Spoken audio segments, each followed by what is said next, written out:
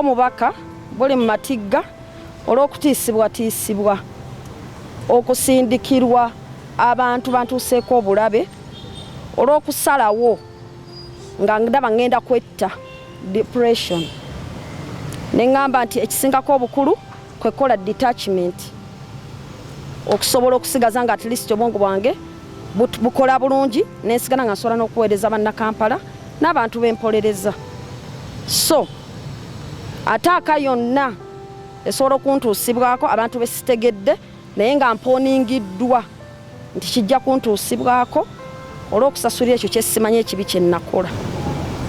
Tuzze wano ku kooti ya Buganda Road era nga bwe tubategeezezza tuzze okukebera ku bantu bano 11 ababadde bateebereza okuba nga fayiro zaabwe ziri wano, naye tuyingidde mu registry ne tubuuliriza ne bakebera mu system ne batutegeeza nti abantu bano tebannaba kubeera nga baleetebwako wano yadde fayiro yaabwe yonna okutuuka wano.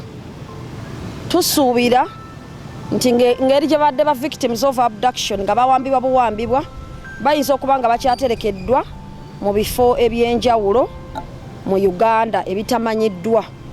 N'olwekyo obuvunaanyizibwa bwaffe nga nze Shamim Malende nga nkolagana wamu ne bannamateeka bannange abeewaayo okulwanirira abantu n'abalanirizi b'eddembe abalala okulaba nga tunoonya abantu bano paka nga bateereddwa oba nga bawanduddwa, era nga we twongerako n'eddoboozi ne ku bantu abalala abakyawambiddwa betumanyi nabo betutamanyi okubeera nga tugamba nti bonna babeere nga bawandulwa oba balamu oba nga bafu.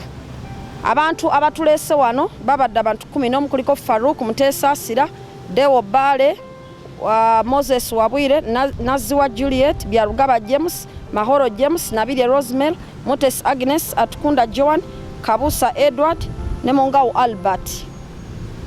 Bano tebaliiwo wano, n'olwekyo tulina obuvunaanyizibwa tugenda kwetooloola mu bifo nga Seemwayi we tunaba tukkiriziddwa okufuna access CI n'ebirala ebiteebereza okuba nti bikuumirwamu abantu mu buwambe, tunoonyerezeeko tulabe oba baganda baffe abo tusobola okwogerako nabo n'okubalaba.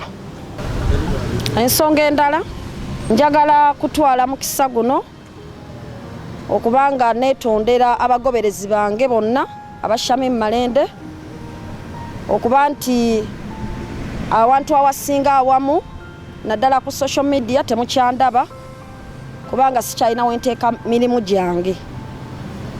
Epeegi yange eri official eya Shamim Malende ya Blue Tick yawambibwa.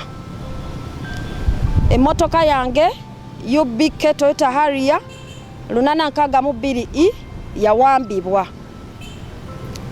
Emmotoka yange Super Custom UBD 805N yawambibwa. Era n'obulamu bwange ng'omubaka buli mu matigga olw'okutiisibwatiisibwa okunkoleddwako, ate nga ekisinga okunakuwaza nti neetaaga kubanga nsabirwa.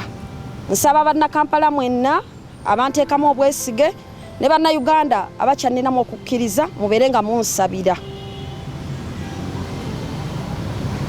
Obulumi buno bwonna ne peegi gye nabadde nziguddewo eya Shamim Malende ESQ abantu bange gye badde mutandise okugoberera nayo yawambiddwa.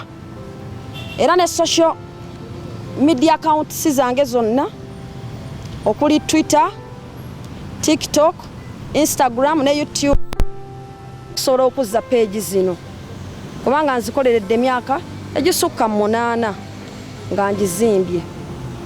Era abantu bange newe mba nkoze emirimu temukyasobola kulengera nti kuliko ekitambulirako wadde nga bemusaakinga nga musobola okugiraba naye siina kyensobola kuteekako kubanga buli kimu kyatwalibwa.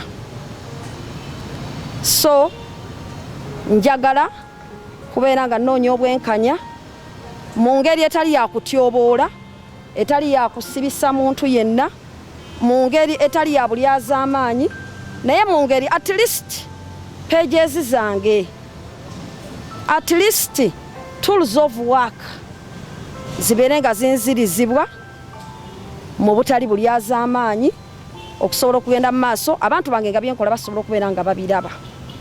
Essaawa eno tukola buli kye tusobola okulaba nga pages ezo zikomawo. Ebirala bingi ndi mukyala muganda nze Shamim Malende neddira Mamba sisobola kubyasanguza mu maaso gammwe kubanga ate omukulu nina omulekera ekitiibwa kinaasigala nakyo ate nange nensigaza ekyekyange. N'olwekyo sijja kwogera bingi naye Allah yasinga okubeera nga amanya. Nsaba mubeere nga munsabira era buli asobola okunnyambako abeere nga nnyambako okufuna pages zino. Ebyobugagga si nsonga, omuntu asobola okutwala buli kyayagala naye tools of work okuli pages zange ba followers kwe bali nsaba Mukama Katonda ansaasire zibeere nga zikomawo. Essaawa eno ekigenda okukolebwa tusobola okuddirayo ddala ku 0 ne tuddamu nga bwe tulwana okugyayo pages ziri n'ebirala okuzimba accounts za Shamim Malende bupya nga tutandika ne 0 following nga ate bwe tulwanirira mu bwerufu ne mu bwenkanya ne mu kuwangana ekitiibwa okulaba nga ezo ezawambiddwa nga zikomezebwawo.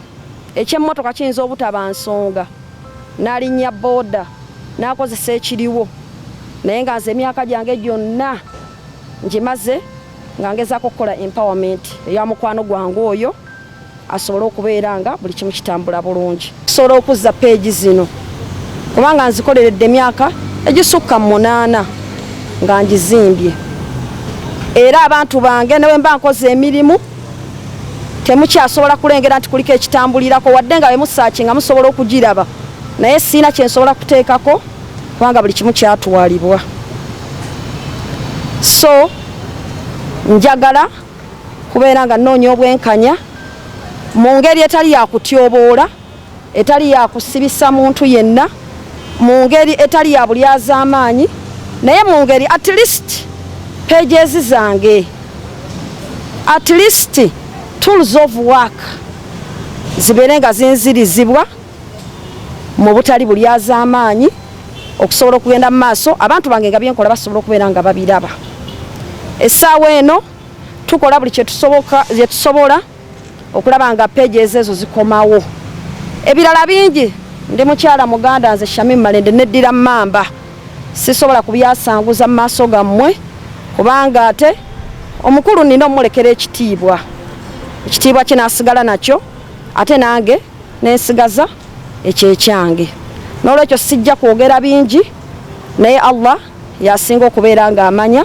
Nsaba mubeere nga munsabira era buli asobola okunnyambako abeere nga nnyambako okufuna pages zino. Ebyobugagga si nsonga, omuntu asobola okutwala buli kyayagala naye tools of work okuli pages zange ba followers kwe bali nsaba Mukama Katonda ansaasire zibeere nga zikomawo. Essaawa eno ekigenda okukolebwa tusobola okuddirayo ddala ku 0 ne tuddamu nga bwe tulwana okugyayo pages ziri n'ebirala okuzimba accounts za Shamim Malende bupya nga tutandika ne 0 following nga ate bwe tulwanirira mu bwerufu ne mu bwenkanya ne mu kuwangana ekitiibwa okulaba nga ezo ezawambiddwa nga zikomezebwawo. Ekyemmotoka kiyinza obutaba nsonga n'alinnya booda n'akozesa ekiriwo naye nga nze emyaka gyange gyonna ngimaze nga ngezaako okukola empowerment eya mukwano gwange oyo asobole okubeera nga buli kimu kitambula bulungi. Mwebale nnyo, mwebalire ddala. Assalamu alaikum wa rahmatullahi wa barakatuh. Munna bizinesi tumbula bizinesi yo ng'olanga naffe wano ku Wonders Just ku ssente ntono ddala olw'ofuna obukadde n'obukadde wa bakasitoma. Mulimu kigwokola duulanga naffe tojja kwejjusa nkiddamu tojja kwejjusa okumanya ebisingawo tukubireko nooti 755 57 44 18. Wonders Just okuyamba guba mutima